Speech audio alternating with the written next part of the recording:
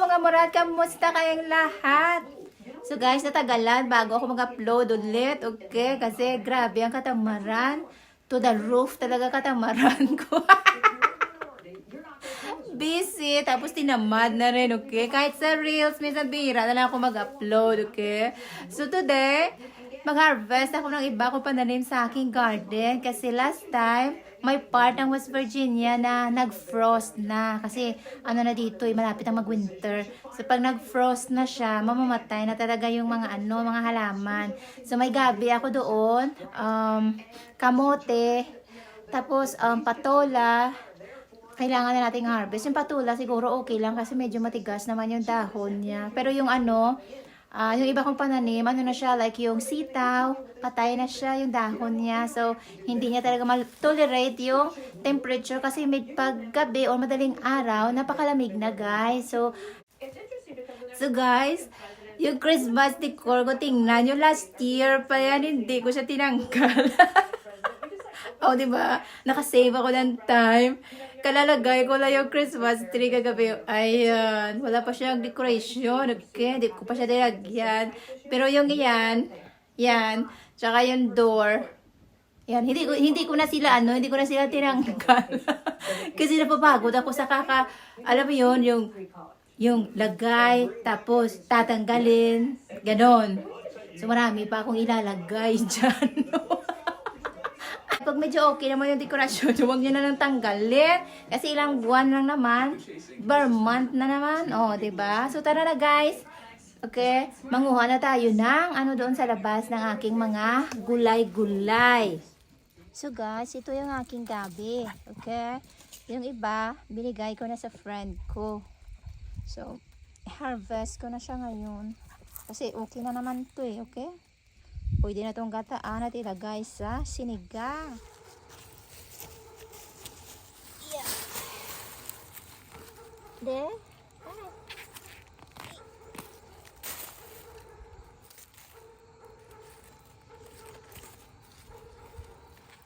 Okay.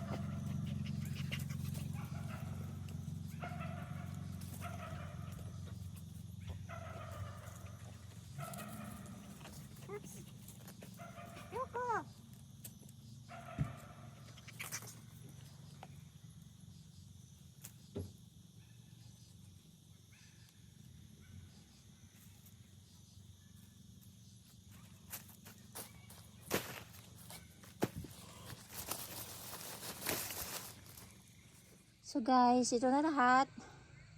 Ayan. Tapos guys, yung iba dito, isi-save ko naman kagaya nito. Isi-save ko to para next year. Excuse. Para next year, may itatanim na naman ako. Yan. Okay? I-keep mo lang siya sa sa room temperature Ganon. Tapos, magi-sprout na siya, tutubo na siya. Tapos, pag spring, ilabas mo na siya, tsaka itanim mo na naman. Tinanim ko to kasi gusto ko sana yung dahon lang. Kasi sa amin, yung dahon, yung parang baby, na, yung tumutubo, ano siya, lagyan mo lang siya ng suka, and then, ginger, tsaka garlic. Ang sarap na niya. Basta ang tawag sa amin, ano yun? Ay, nakalimutan ko na. Basta masarap siya. Ipapakita ko sa inyo ang aking beans. Okay? Sitaw. So, ayan na siya. Yan. Yung dahon niya namatay na. Tapos, ito naman ang aking patola. Okay? Yung patola ko medyo okay pa. So, natutolerate niya yung lamig. Tapos, tingnan niyo naman ang bunga ng aking patola. Para lang siyang ahas. Yan. Tapos, may malaki pa dito. Ayan. Yan, ang laki. See? Ayan. Tapos yung isa dyan. Tapos yung palaya ko, hindi na siya maganda. Okay? Tapos, ito yung aking green chili. Fushimi. Hindi siya manghang. Ayan. Tapos yun. Tapos iyan ang aking mga, ano ba yun? Malunggay. Okay? Ito mayroon pang isa para healthy pa siya. Siguro bunutin ko, tanggalin ko siguro to at ipasok sa loob. Okay? So, tingnan nyo, oh, yan. Nakapasok yung deer siguro kagabi kasi tahol ng tahol ang aso ko dito sa labas. Tapos ito naman ang aking kangkong. Ayan, kinain din. Yan. So yung alugbati ko, hindi na siya maganda, puro bunga na siya. Yan. Tapos, mayroon ako dito, yung labog ang tawag sa amin. Yan. Wala nang bunga. Kinain lahat ng deer. Okay, tapos, ipapakita ko sa inyo ang, hindi ko to guys tinatanim. Okay? Pag may prutas ako or gulay, pag binabalatan ko, hindi ko siya tinatapon sa basurahan. Dito ko siya tinatapon sa aking garden. Tingnan mo, yung kalabasa, tinapon ko lang dito para gawing fertilizer. Tingnan naman yung bunga. Ayan yung bunga. Ayan. Oh, di ba? Siya yung malunggay ko. Kasi ano na nga siya eh. Malapit na siyang mag-winter. So, itry natin bunutin ang aking kamote. Kasi nakita ko kanina may ano dito, may laman. So, sana guys, may laman. Para isi-save ko naman yung laman niya for next year. Ow! Ew! Ah! Oh my God! Parang walang laman. Yan. Ew! Tingnan mo naman. Yeah. Tapos, yung ano niyang vine, isi-save ko rin. Parang alanganin po yata. Parang baby. Pero okay na to.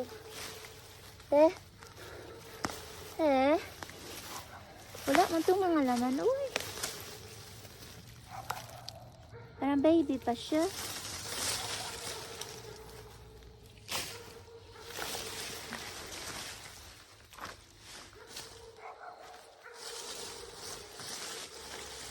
Yan.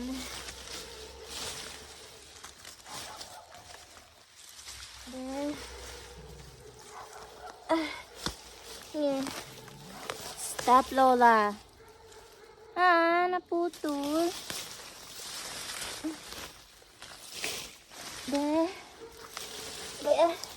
Sana yan.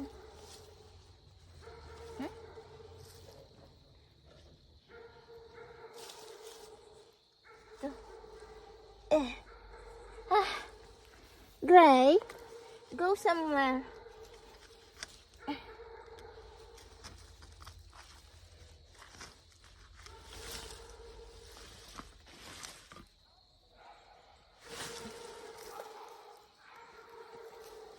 Malaki pala siya. Oh gosh.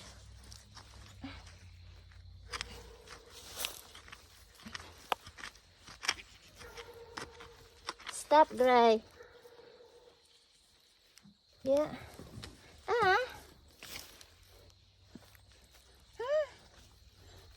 Okay. Oh. Tingnan nyo guys, ang laki. Takot ako baka may ahas dito. Hindi.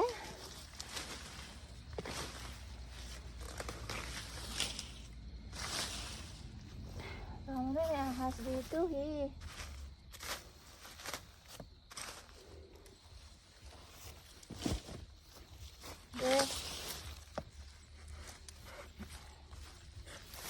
Ay.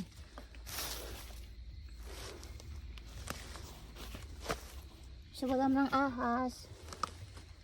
Okay.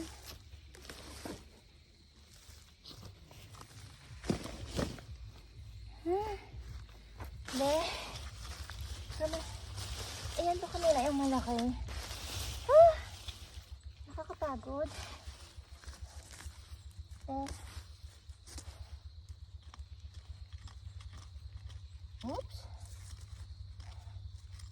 Ito siya, marami siyang ay, parang baby pa siya.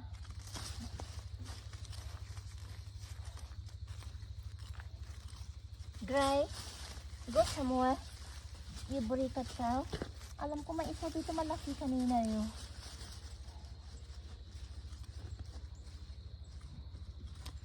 Yeah.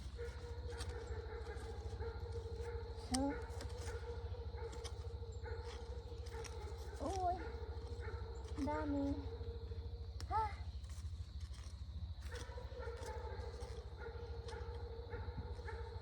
Oh, malalaki.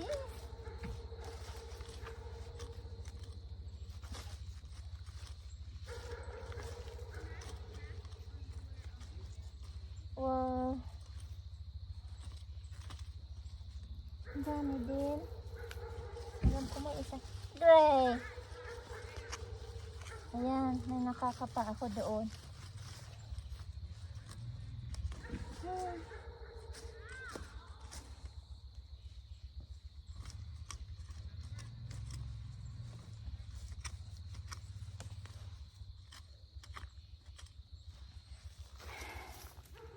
So guys, tingnan nyo, ang daming laman. Yan. Pero hindi ko to guys kakainin. Okay. I-keep ko to for next year yung ito. Yan. Dito kasi sa sa Walmart, mayroon kamote sweet potato pero red naman siya. Hindi siya kagaya nito. 5 years ko na rin tong ginagawa. Basta kinikip ko lang to. Hindi naman siya masisira eh. Matagal pa to magkaroon ng parang mag-sprout. Matagal pa siya tumubo ito.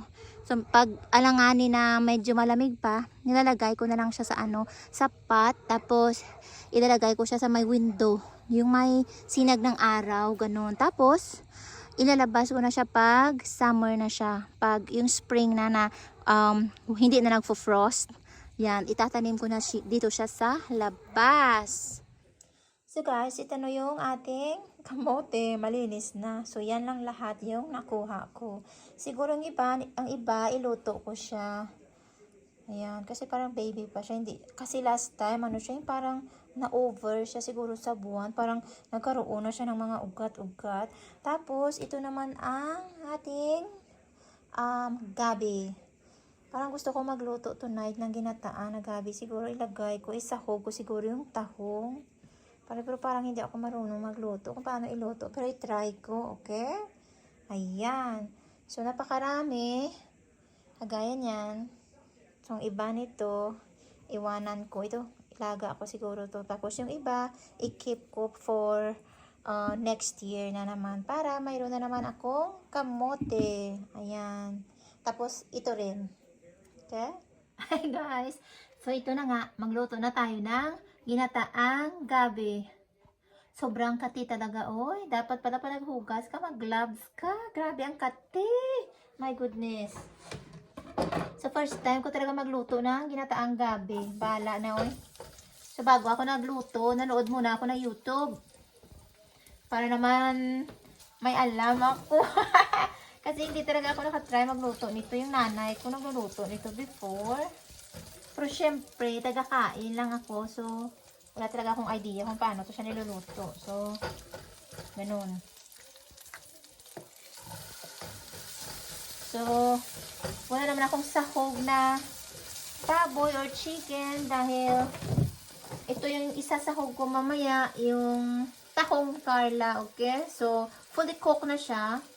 So, later, pag luto na yung yung gabi, tsaka ko siya ilalagay. Hello mga murat! Kumuha na ng ballpen at papel at huwag kalimutang isulat ang date at ang sagot. Dahil ang sagot ay kinataang gabi. So guys, good luck! Ayan.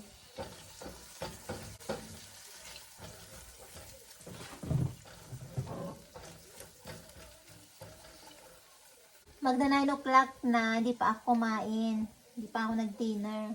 So, kakain muna ako nito. Tigas.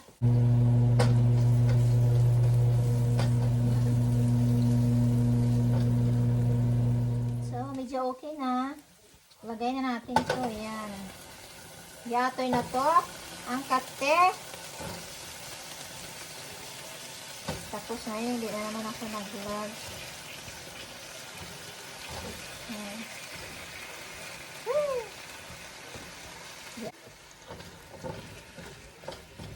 Ayan. Gata. Masarap sana pag may fresh. Ay, nako.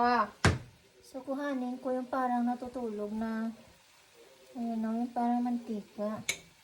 Mamaya yung cholesterol to. Ayan. Okay. Cholesterol ka ba? Talaga ikaw yung mantika. Char! Okay. So, lagyan muna natin na konti. Okay.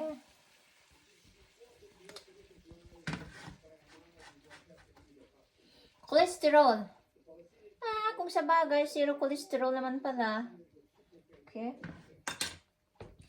Kasi guys, naka-medication. Okay. Mayroon akong 6 to 8 months na lalaklakin para sa cholesterol. Kasi last time, every year naman, nagpapa-blood work kami ng asawa ko. So, last time kasi parang sumakit yung dibdib ko. Ganon. So, hindi ko maalam na napakataas na pa ng cholesterol ko.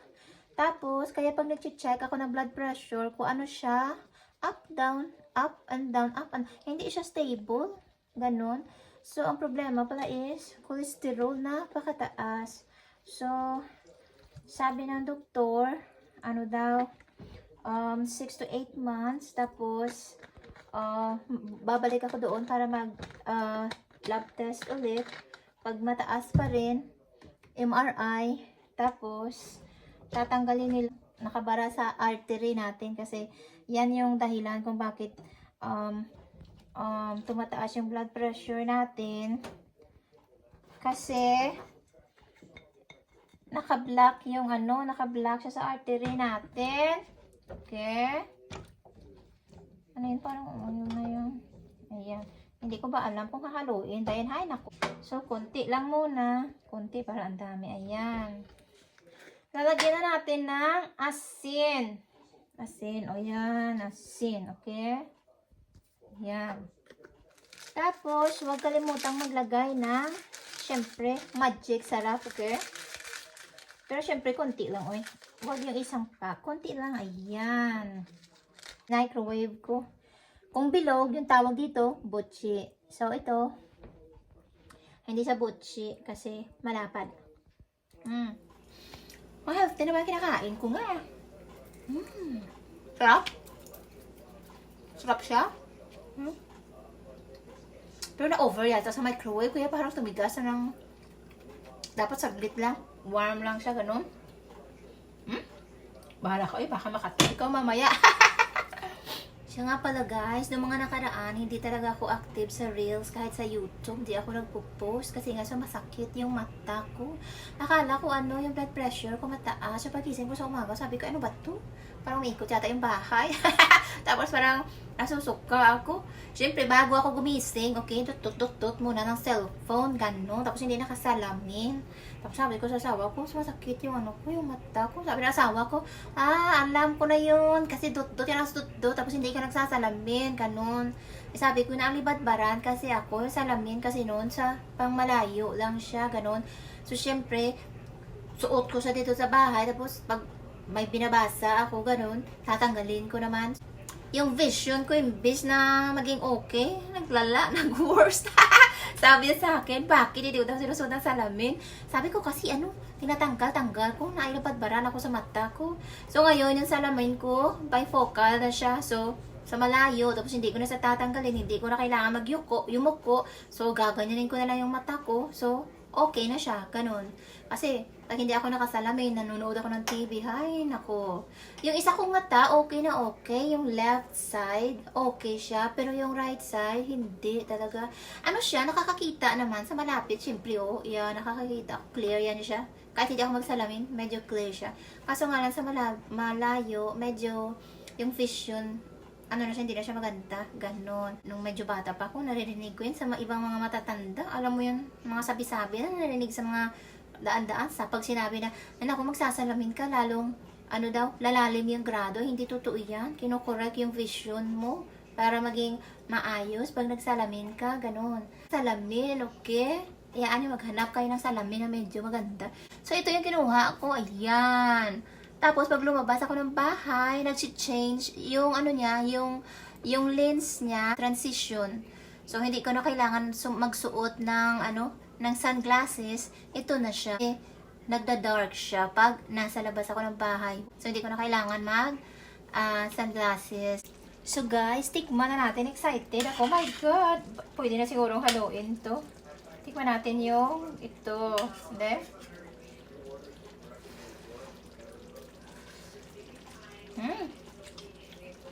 Ano siya? Parang malagkit siya. Ang sarap.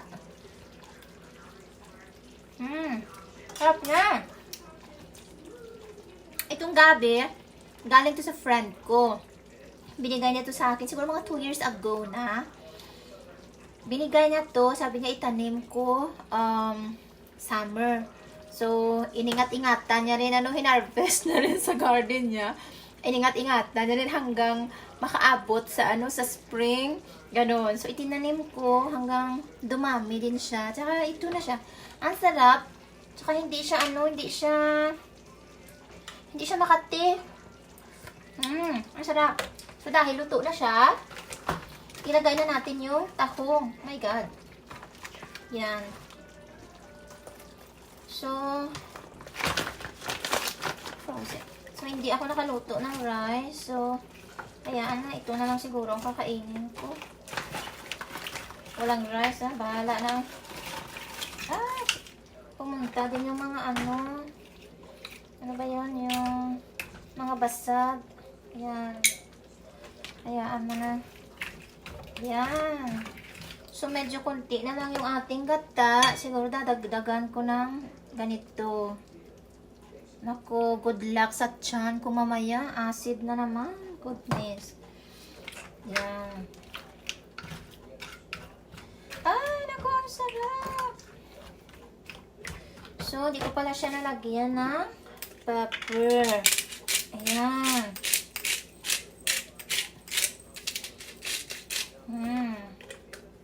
Tapos, frozen na green chili, okay? From my garden. So, lagay na natin dyan. Ayan. Pag nandito ka, guys, kailangan mo maging maparaan sa pagkain. Lagay na natin. Winter kami dito. Ayan. So, walang problema kung ilagay mo yan sa freezer, Okay? Dito nga, maraming ang mga broccoli or mga fresh. Tapos, inaano pa nila pina-frozen ba? Ganon. Yan. Thank you for watching, guys. Don't forget to like and subscribe for more videos. And huwag kalimutang isulat ang date at ang sagot para makasali sa ating palarong pambansa. Malay mo, ikaw na ang susunod na manalo ng 500 na ningning or cash. Bye!